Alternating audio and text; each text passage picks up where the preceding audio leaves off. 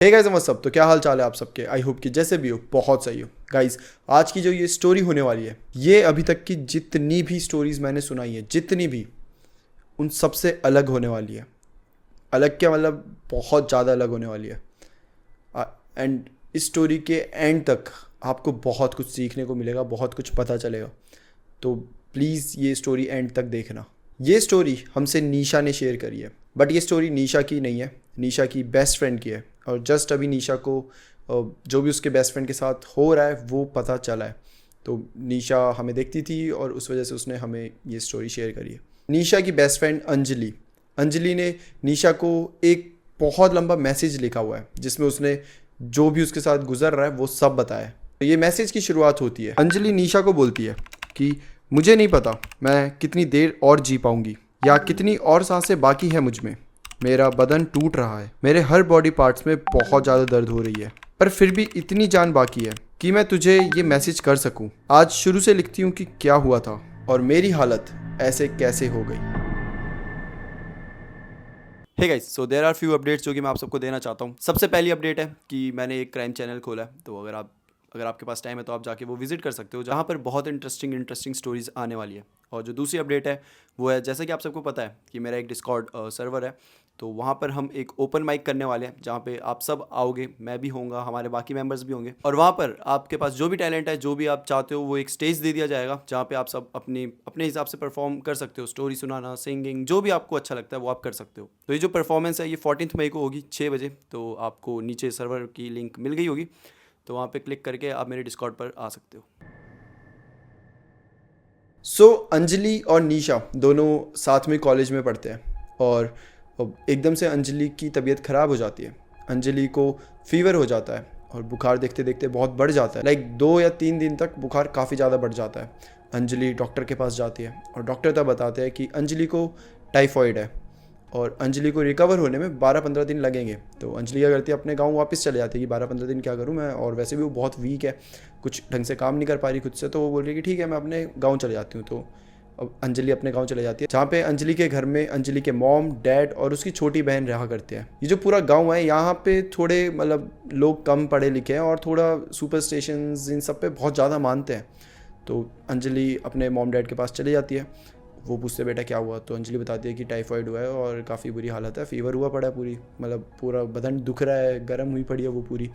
तो ठीक है, उसको बेड रेस्ट देते हैं और 15-20 दिन में वो रिकवर कर लेती है। तो अंजलि सोचती है कि ठीक है अब वो पूरी तरह रिकवर हो चुकी है तो क्यों ना वो वापस आ जाए अपनी स्टडीज़ के लिए। जैसे वो चलने लगती है, एकदम से उसको फिर से बुखार हो जाता है। घर वालों के सामने ही वो एकदम से फिर से वीक पड़ जाती है, वो जा नहीं पा रही कहीं पे भी। तो घर वाले बोलते हैं क्या हुआ, तो वो बताती है कि मुझे एकदम से फिर से वीकनेस सी फील हो रही है। अब अंजलि बोलती है कि आप मुझे यहाँ पे जो भी डॉक्टर है उसके पास लेकर चलिए। घर वाले बोलते हैं ठीक है बेटा, हम तुम्हें डॉक्टर के पास लेकर चलेंगे, बट पहले हम बाबा जी के पास चलते हैं। अब बाबा जी वहाँ पे एक तांत्रिक थे जिन्हें ये घर वाले जितने भी थे, अंजलि के मॉम डैड अड़ोस पड़ोस वाले सब बहुत मानते थे बाबा जी को। अंजलि बोलती बाबा जी के पास क्यों जाना है, डॉक्टर के पास चलो ना। बोलते नहीं, एक बार बाबा जी के पास वो आते हैं, वो तुम्हारे सर के ऊपर हाथ घुमाएंगे ऐसे और तुम ठीक हो जाओगी, और अगर वो हाथ घुमाने से भी ठीक नहीं हुई तो हम डॉक्टर के पास भी चल पड़ेंगे। अंजलि के मॉम डैड पढ़े लिखे नहीं थे, ना ही दादा दादी जी के यहाँ पे जितने भी थे कोई भी पढ़ा लिखा नहीं था, और ये जो तांत्रिक था इन पे बहुत मानते थे। लाख बार अंजलि ने बोला कि मुझे प्लीज़ डॉक्टर के पास लेके चलो, बट वो सब एक ही बात बोले जा रहे थे कि नहीं एक बार चल पड़ो, बस एक बार। अंजलि को ना चाहते हुए भी वहाँ जाना पड़ा।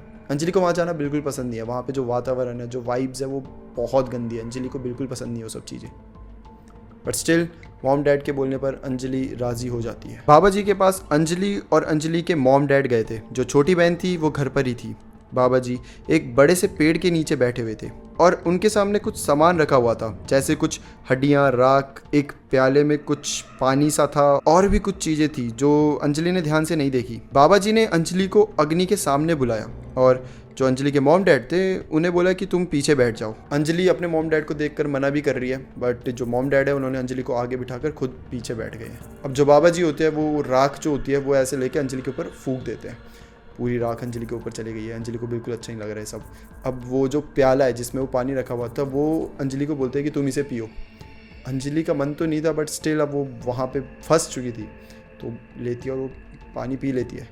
थोड़ी देर बाद अंजलि के सर पे वो अपना हाथ फेरते हैं और हाथ में कुछ राख होती है वो उसके बालों में ऐसे लगा देते हैं। अब बाबा जी अंजलि को पीछे जाने के लिए बोल देते हैं और फिर जो मॉम डैड होते हैं वो आते हैं बाबा जी के पास। बाबा जी उन्हें कुछ बताते हैं जो कि अंजलि को कुछ सुनाई नहीं देता कि क्या बताया, और फिर ये तीनों अपने घर चले जाते हैं। अब अगला दिन होता है, अंजलि अपने मॉम डैड को बोलती है कि चलें अब डॉक्टर के पास, जिस पे वो बोलते हैं हाँ हाँ चल पड़ेंगे थोड़ी देर में।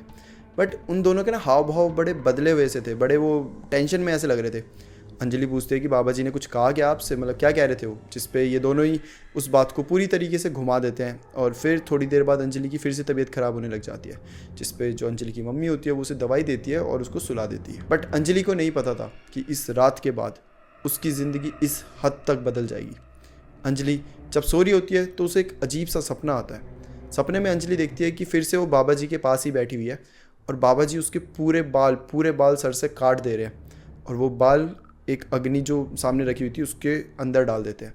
जैसे ही वो बाल जलने लगते हैं अंजलि के सर में बहुत ज़्यादा जलन होने लग जाती है, जैसे मानो अभी भी उसके सर में वो बाल हैं और वो जल रहे हैं, ऐसी जलन। इसी जलन के मारे एकदम से अंजलि उठ जाती है, वो वापस अपने रूम में है। उसे रियलाइज़ होता है कि ठीक है ये सपना था। बट एकदम से अंजलि को बड़ी कुछ जलने की बदबू आने लग गई है। अंजलि पूरा कमरा चेक करती है, यहाँ वहाँ हर जगह देखती है, बट कहीं पे भी उसे कुछ जलने का नामो निशान नहीं मिलता। बट वो बदबू अभी भी आ रही होती है। अब दूसरी रात होती है, अंजलि फिर से होती है और फिर से उसे सपना आता है, फिर से सेम ही बाबा जी और वो बैठे हुए हैं, बीच में अग्नि रखी हुई है और इस बार बाबा जी ने अंजलि के कान और आँख काट दिया और वो जला रहे हैं। और फिर से अंजलि को बहुत ज़्यादा जलन हो रही है, आँखों में, कान में, बहुत ज़्यादा, मतलब इतनी ज़्यादा कि वो उठ गई है लेकिन अभी भी वो जलन उसे महसूस हो रही है इतनी ज़्यादा। और फिर से जब वो उठ जाती है तो कमरे में वापस से उसे कुछ जलने की बदबू आ रही है। अंजलि को कुछ समझ नहीं आ रहा है क्या हो रहा है। ये दूसरी रात थी, दूसरी रात को दूसरा सपना, तीसरी रात होती है और फिर से उसे तीसरा सपना आता है। तीसरे सपने में बाबा जी उसका गला काट रहे होते हैं और उसका गला काट के वही अग्नि के ऊपर डाल दिया और फिर से अंजलि को सेम वही जलन हो रही है, इस बार गले में हो रही है इतनी ज़्यादा कि वो फिर से उठ जाती है और जब फिर से उठती है तो फिर से उसे वही जलने की बदबू आ रही है। अंजलि को कुछ समझ नहीं आ रहा, अंजलि बहुत ज़्यादा डर चुकी है। जब अगली सुबह होती है तो सब देखते हैं कि अंजलि बहुत ज़्यादा घबराई हुई है, अपने में ही खोई हुई है, उसे कुछ समझ नहीं आ रहा है हो क्या रहा है और उसे जलन क्यों हो रही है और उसे वो उठने के बाद भी वो जलने की स्मेल क्यों आ रही है। जब मम्मी ये हालत देखती है तो मम्मी पूछती है कि बेटा कुछ हुआ है क्या, तू बड़ी अजीब रिएक्ट कर रही है, सब ठीक है, तेरी तबीयत ठीक है। जिस पे अंजलि पूरी बात अपनी मम्मी को बता देती है कि मुझे ऐसे ऐसे सपने आ रहे हैं, बाबा जी ये सब मतलब काट रहे हैं अजीब चीज़ें और फिर आग में डाल रहे हैं, मुझे खुद ऐसे बहुत ज़्यादा मतलब तड़प सी हो रही है, कुछ समझ नहीं आ रहा। अंजलि एक्सपेक्ट कर रही थी कि जब मॉम डैड को ये बात पता चलेगी तो वो बहुत ज़्यादा मतलब टेंशन में आ जाएंगे कि भाई क्या हो रहा है हमारी बच्ची के साथ, ऐसा कैसे हो रहा है सब। बट उल्टा होता है, वो दोनों एक्चुअली खुश हो जाते हैं, उनके हाव भाव में खुशी दिख रही थी। अंजलि को बड़ा अजीब सा लगता है कि चल क्या रहा है ये सब। ठीक है, अंजलि अब अपना काम कर रही है कि तब वो मॉम डैड को बातें करते हुए सुन लेती है, जिस पे मॉम डैड बोल रहे होते हैं कि बाबा जी को तो मानना पड़ेगा, वो तो भाई बहुत, वो तो भगवान है, वो उन्होंने कहा था कि वो अंजलि को ठीक कर देंगे और देखो आज वो ठीक हो रही है धीरे धीरे। जिस पे अंजलि हैरान है कि बाबा जी क्या ठीक कर रहे हैं और ये क्या बातें कर रहे हैं, ये सब पागल हो गया क्या। जिस पे अंजलि जाती है और सीधा अपने मॉम डैड से पूछते हैं कि क्या चल रहा है ये सब, बताओ मुझे अच्छे से बताओ, और क्या ये बाबा जी ठीक कर देंगे, ये सब मेरे को सपने आ रहे हैं, क्या है ये सब। लाख बार वो मना करता है कुछ नहीं बेटा कुछ नहीं ये वो, लेकिन अंजलि मानती नहीं है, पूछती रहती है बताओ बताओ बताओ। फाइनली उसके घर वाले अंजलि को बताते हैं कि अंजलि तेरे ऊपर एक आत्मा का साया है, बाबा जी ने हमें ये बताया कि तेरे साथ कोई तो आत्मा चिपक गई है, कोई लग गई है और वो बहुत ज़्यादा पावरफुल है और बाबा जी उसे धीरे धीरे तेरे से हटा रहे हैं। तो वो जो हाथ काट रहे हैं, आँख निकाल रहे हैं, बाल निकाल रहे हैं, वो सब तेरे नहीं, वो उस आत्मा के है। और जो तुझे थोड़ी बहुत तड़प हो रही है, जो तुझे जलन हो रही है, वो इसलिए हो रही है क्योंकि वो आत्मा तेरे से एकदम चिपक गई है और वो धीरे धीरे मतलब जैसे हाथ काटे तो उसने हाथ छोड़ दिए, अब जब उसने हाथ छोड़े तो तुझे थोड़ी सी जलन हो रही है वहाँ पर, वैसे ही तेरे हर एक बॉडी पार्ट को बाबा जी एकदम मतलब छुड़वा देंगे उस आत्मा से। तो तेरे को थोड़ा सा बियर करना पड़ेगा, थोड़ा सा सहन करना पड़ेगा, बट बाबा जी तेरे को बचा लेंगे। और ये सुनकर अंजलि पागल हो जाती है कि क्या बात कर रहे हो आप, ऐसा कुछ भी नहीं है भाई, मुझे नॉर्मल सा फीवर है, मुझे कुछ ये आत्मा ये सब नहीं है भाई मेरे अंदर, क्यों नहीं समझ रहे आप। और वो बाबा ढोंगी है, वो बाबा वो पागल बना रहा है आप सबको, आपको समझ नहीं आ रहा। जैसे अंजलि ये बोलती है मॉम डैड दोनों भड़क जाते हैं उस पर, डांटने लग जाते हैं कि तू पागल है, बाबा जी के बारे में ऐसा बोलती है, वो वहाँ तेरी इतनी मदद कर रहे हैं, वो तेरे को बचा रहे हैं, वो भगवान है वो, और तू भगवान के बारे में ऐसा बुरा बोल रही है, तुझे शर्म नहीं आती तेरे को। बहुत बुरी तरीके से अंजलि को डांट दिया। अंजलि को तो समझ ही नहीं आ रहा कि बोले तो क्या बोले वो आखिर अपने मॉम डैड को। अब 5वीं रात आती है, अंजलि का बिल्कुल सोने का मन नहीं है। एक तो ये सब सपने आना, ऐसी अजीब अजीब हरकतें होना, तो अंजलि को समझ नहीं आ रहा, वो बस जगह रहना चाहती है। और तभी उसे ख्याल आता है कि जो सपने आ रहे हैं, ये सब कुछ हो रहा है, तब से ही आ रहे हैं जब से बाबा जी अंजलि को मिले। उससे पहले तो ऐसा कुछ भी नहीं था, सब कुछ नॉर्मल था। और ये सोचते सोचते फिर से अंजलि को नींद आ जाती है। जैसे इस बार आती है, उसे फिर सपना आता है, और ये वाला सपना उसकी ज़िंदगी का सबसे ख़तरनाक सपना था। इस बार वो खुद पूरे आग में जल रही थी, और उसे इतनी ज़्यादा जलन हो रही थी, वो मतलब लिटरली फील कर पा रही थी। ऐसा लग ही नहीं रहा था कि वो सपने में है, उसकी बॉडी पूरी जल रही थी। और वो इस बार सपना टूट भी नहीं रहा था, बस चले जा रही है, और बाबा जी साथ में कोई मंत्र पढ़े जा रहे हैं कि अचानक से वो सपना टूट जाता है। और अंजलि की जो बॉडी होती है वो इतनी ज़्यादा गर्म होती है, जैसे सही में उसे आग में डाल दिया हो। उसकी बॉडी इतनी गर्म होती है, वो इतनी ज़्यादा परेशान हो जाती है, पूरे टाइम पसीना निकला हुआ है, बॉडी पूरी गर्म है। और इस बार पूरे कमरे में इतनी ज़्यादा बदबू आ रही है, वही जलने की। पहले तो फिर भी थोड़ी आती थी, इस बार तो इतनी ज़्यादा आ रही है कि समझ ही नहीं सकते कि ये, ऐसा लग ही नहीं रहा, ऐसा लग रहा है पूरा कमरा जल गया।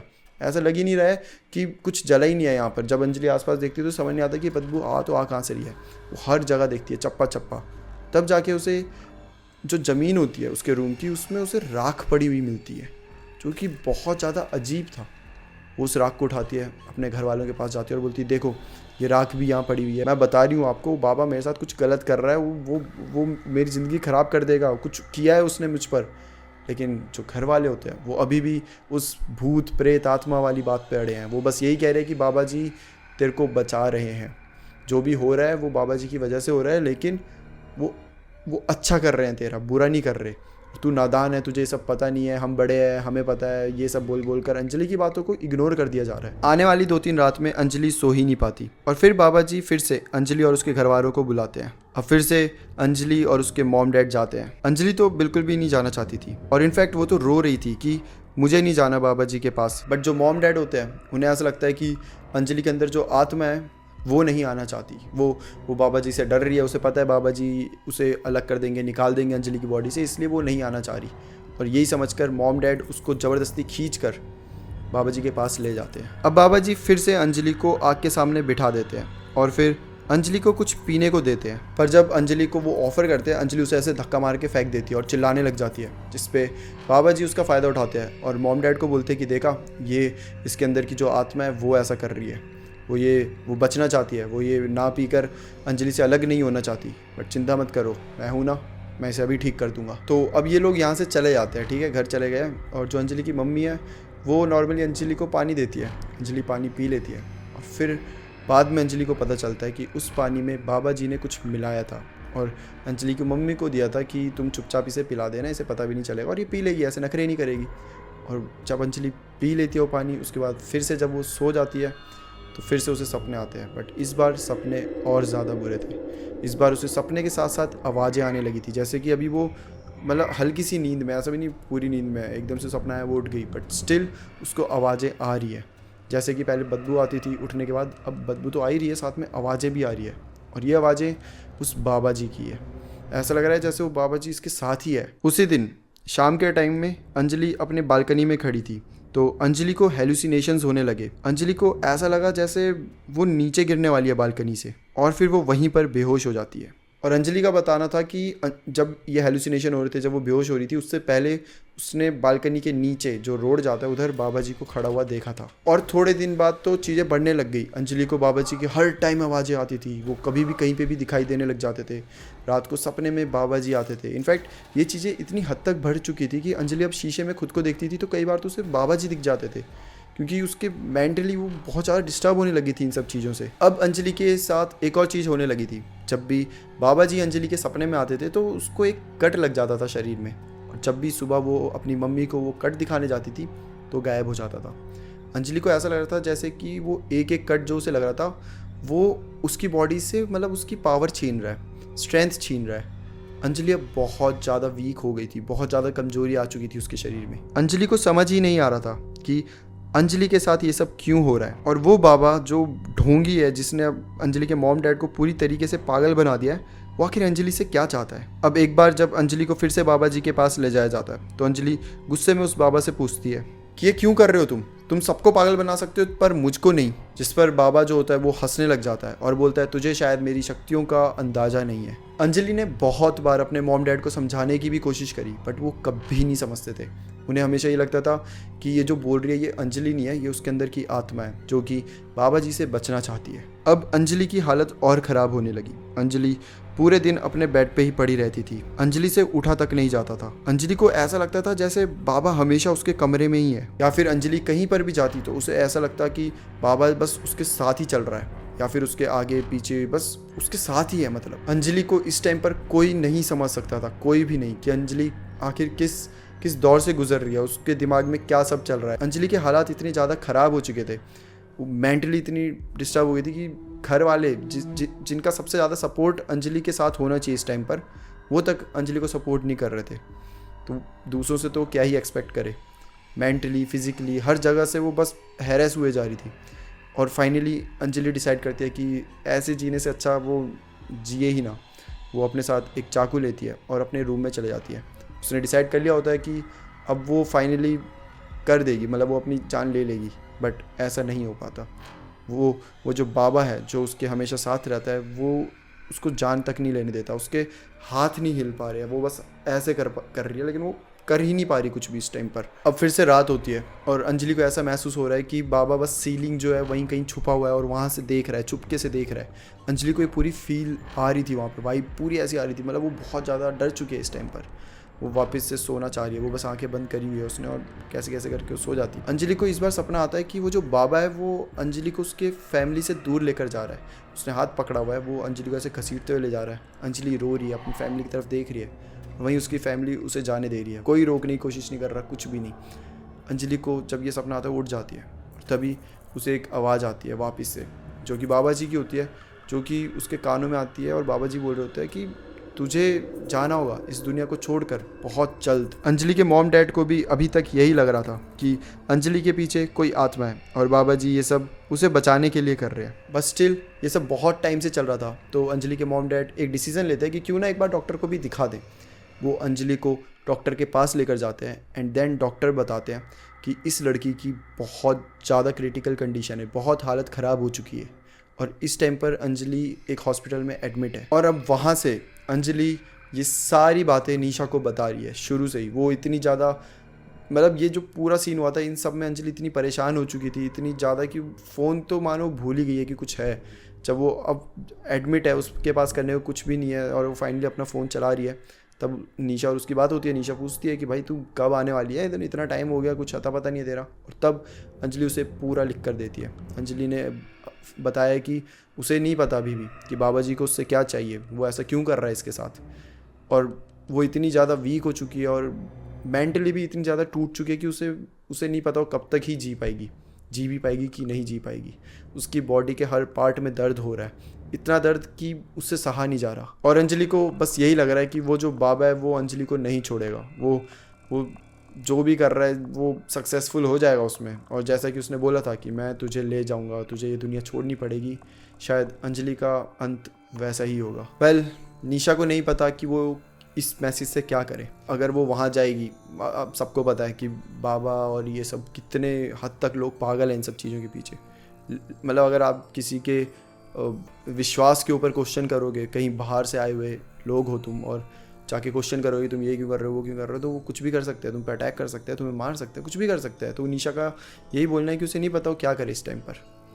तो आप सब बताओ कि इस टाइम पर क्या करना चाहिए, पुलिस कंप्लेंट या व्हाटएवर, तो आप सब कमेंट में बताओ। आई एम प्रीटी श्योर कि आप जो भी नीचे कमेंट में लिखोगे वो सब निशा तो पढ़ेगी। अंजलि का आई डोंट नो, मतलब वो अब फ़ोन चला रही है, क्या कर रही है, कब ये पूरी जो बात हुई थी इसको भी एटलीस्ट 1 महीना तो हो चुका है।